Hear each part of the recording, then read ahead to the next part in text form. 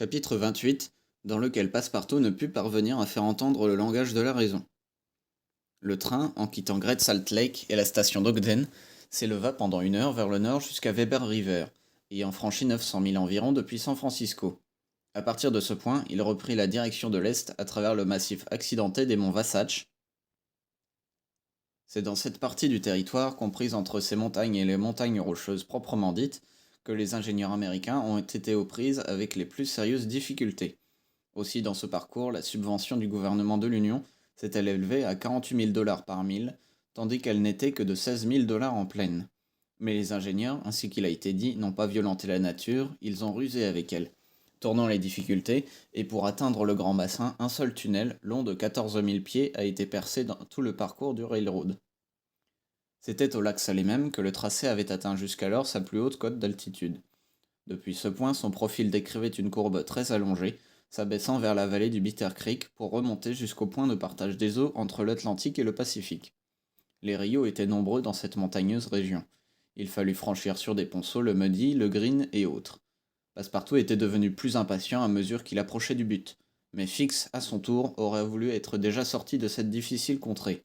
Il craignait les retards, il redoutait les accidents, et était plus pressé que Phileas Fogg lui-même de mettre le pied sur la terre anglaise. À 10 heures du soir, le train s'arrêtait à la station de Fort Bridger qu'il quitta presque aussitôt, et 20 milles plus loin il entrait dans l'état de Wyoming, l'ancien Dakota, en suivant toute la vallée du Bitter Creek, d'où s'écoule une partie des eaux qui forment le système hydrographique du Colorado. Le lendemain, 7 décembre, il y eut un quart d'heure d'arrêt à la station de Green River. La neige avait tombé pendant la nuit assez abondamment, mais mêlée à de la pluie à demi fondue, elle ne pouvait gêner la marche du train. Toutefois, ce mauvais temps ne laissa pas d'inquiéter Passepartout, car l'accumulation des neiges, en embourbant les roues des wagons, eût certainement compromis le voyage. Aussi, quelle idée, se disait-il, mon maître a-t-il eu de voyager pendant l'hiver? Ne pouvait-il attendre la belle saison pour augmenter ses chances? Mais en ce moment, où l'honnête garçon ne se préoccupait que de l'état du ciel et de l'abaissement de la température, Mistress Aouda éprouvait des craintes plus vives, qui provenaient d'une toute autre cause. En effet, quelques voyageurs étaient descendus de leur wagon et se promenaient sur le quai de la gare de Green River en attendant le départ du train. Or, à travers la vitre, la jeune femme reconnut parmi eux le colonel Stamp W. Proctor, cet Américain qui s'était si grossièrement comporté à l'égard de Phileas Fogg pendant le meeting de San Francisco. Mistress Aouda, ne voulant pas être vue, se rejeta en arrière. Cette circonstance impressionna vivement la jeune femme. Elle s'était attachée à l'homme qui, si froidement que ce fût, lui donnait chaque jour les marques du plus absolu dévouement. Elle ne comprenait pas sans doute toute la profondeur du sentiment que lui inspirait son sauveur, et à ce sentiment elle ne donnait encore que le nom de reconnaissance. Mais à son insu, il y avait plus que cela. Aussi son cœur se serra-t-il quand elle reconnut le grossier personnage auquel M. Fogg voulait tôt ou tard demander raison de sa conduite. Évidemment, c'était le hasard seul qui avait amené dans ce train le colonel Proctor, mais enfin il y était, et il fallait empêcher à tout prix que Phileas Fogg aperçût son adversaire. Mistress Aouda, lorsque le train se fut remis en route, profita d'un moment où sommeillait Monsieur Fogg pour mettre Fix et Passepartout au courant de la situation. Ce Proctor est dans le train s'écria Fix. Eh bien, rassurez-vous, madame, avant d'avoir affaire au sieur, à Monsieur Fogg, il aura affaire à moi. Il me semble que dans tout ceci, c'est encore moi qui ai reçu les plus graves insultes. Et de plus, ajouta Passepartout, je me charge de lui, tout colonel qu'il est. Monsieur Fix, reprit Mistress Aouda, Monsieur Fogg ne laissera à personne le soin de le venger. Il est homme, il l'a dit, à revenir en Amérique pour retrouver cet insulteur. Si donc il aperçoit le colonel Proctor, nous ne pourrons empêcher une rencontre qui peut amener de déplorables résultats. Il faut donc qu'il ne le voie pas. Vous avez raison, madame, répondit Fix. Une rencontre pourrait tout perdre. Vainqueur ou vaincu, Monsieur Fogg serait retardé et, ajouta Passepartout, cela ferait le jeu des gentlemen du Reform Club. Dans 4 jours, nous serons à New York. Eh bien, si pendant 4 jours mon maître ne quitte pas son wagon, on peut espérer que le hasard ne le mettra pas face à face avec ce maudit Américain, que Dieu confonde. Or, nous saurons bien l'empêcher.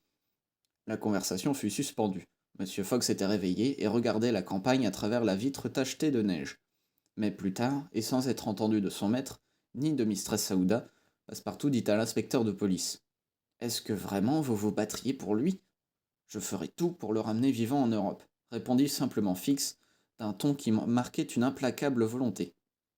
Passepartout sentit comme un frisson lui courir par le corps, mais ses convictions à l'endroit de son maître ne faiblirent pas. Et maintenant, y avait-il un moyen quelconque de retenir M. Fogg dans ce compartiment pour prévenir toute rencontre entre le colonel et lui? Cela ne pouvait pas être difficile, le gentleman étant d'un naturel peu remuant et peu curieux.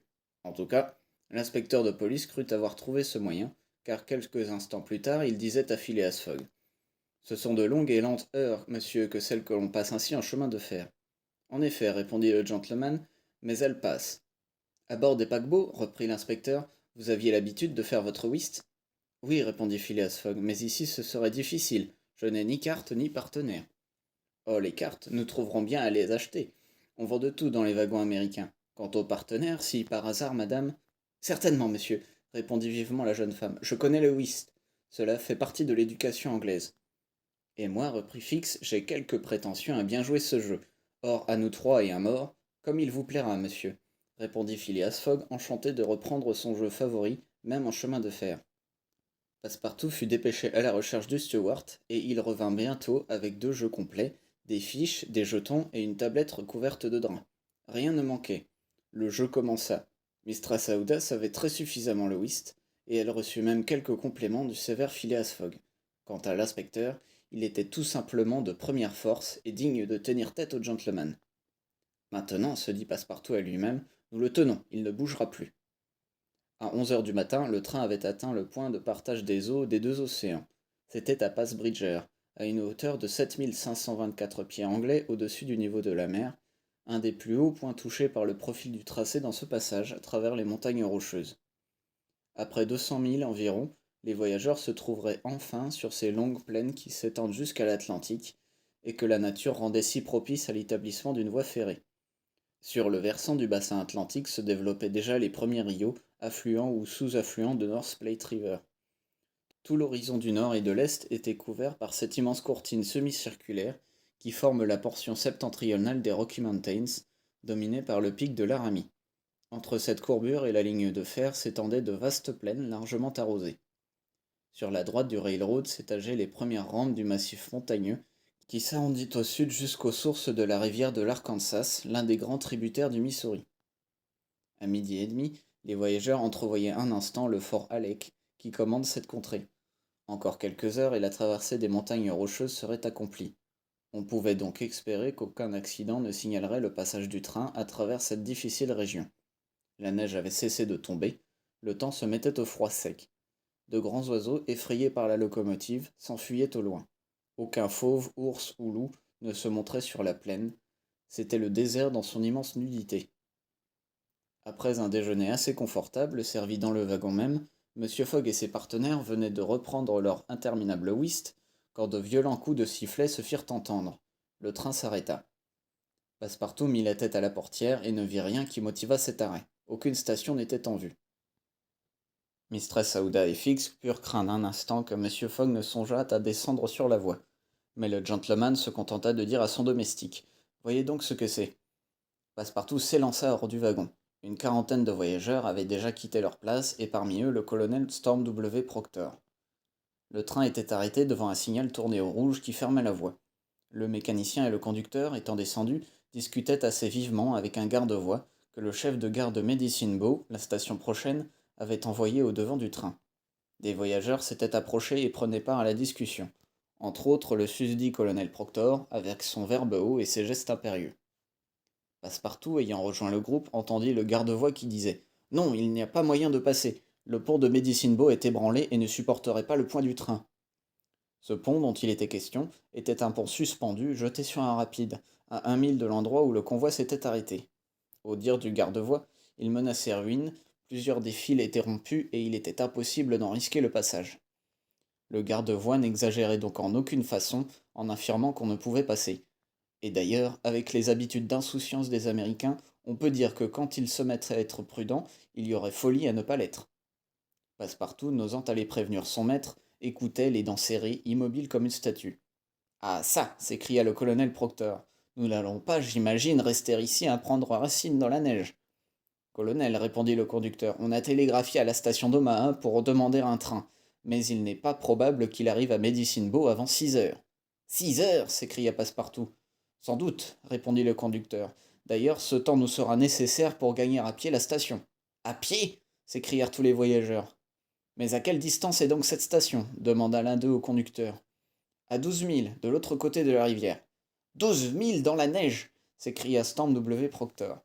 Le colonel lança une bordée de jurons, s'en prenant à la compagnie, s'en prenant au conducteur, et Passepartout furieux n'était pas loin de faire chorus avec lui. Il y avait là un obstacle matériel contre lequel échoueraient cette fois toutes les banknotes de son maître. Au surplus, le désappointement était général parmi les voyageurs qui, sans compter le retard, se voyaient obligés à faire une quinzaine de milles à travers la plaine couverte de neige.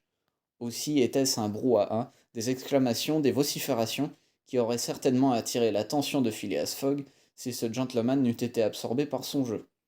Cependant, Passepartout se trouvait dans la nécessité de le prévenir, et la tête basse, il se dirigeait vers le wagon, quand le mécanicien du train, un vrai Yankee nommé Forsters, élevant la voix, dit « Messieurs, il y aurait peut-être moyen de passer. »« Sur le pont ?» répondit un voyageur. « Sur le pont. »« Avec notre train ?» demanda le colonel. « Avec notre train. » Passepartout s'était arrêté et dévorait les paroles du mécanicien. « Mais le pont menace ruine, reprit le conducteur.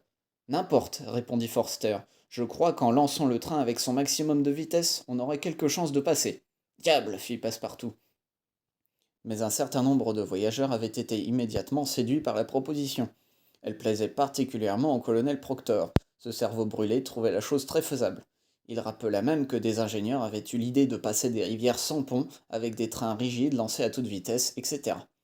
Et en fin de compte, toutes les intéressées dans la question se rangèrent à l'avis du mécanicien. Nous avons 50 chances pour passer, disait l'un. 60, disait l'autre. 80, 90 sur 100. Passepartout était ahuri, quoiqu'il fût prêt à tout tenter pour opérer le passage du Medicine Bow, mais la tentative lui semblait un peu trop américaine. D'ailleurs, pensa-t-il, il y a une chose bien plus simple à faire, et ces gens-là n'y songent même pas. Monsieur, dit-il à un des voyageurs, le moyen proposé par le mécanicien me paraît un peu hasardé, mais 80 chances, répondit le voyageur qui lui tourna le dos. Je sais bien, répondit Passepartout en s'adressant à un autre gentleman, mais une simple réflexion. Pas de réflexion, c'est inutile, répondit l'Américain interpellé en haussant les épaules, puisque le mécanicien assure qu'on passera.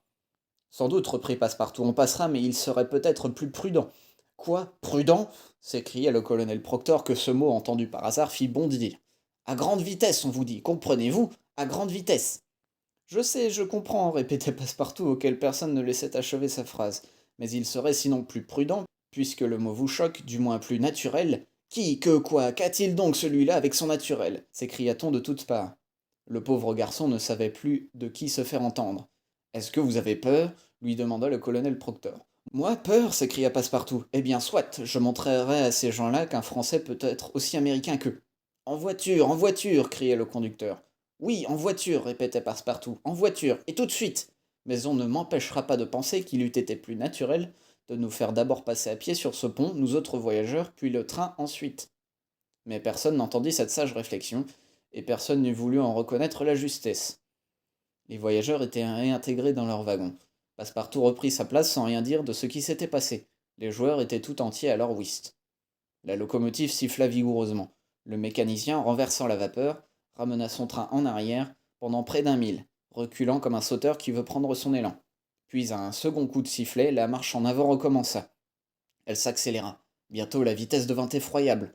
On n'entendait plus qu'un seul hennissement sortant de la locomotive. Les pistons battaient 20 coups à la seconde.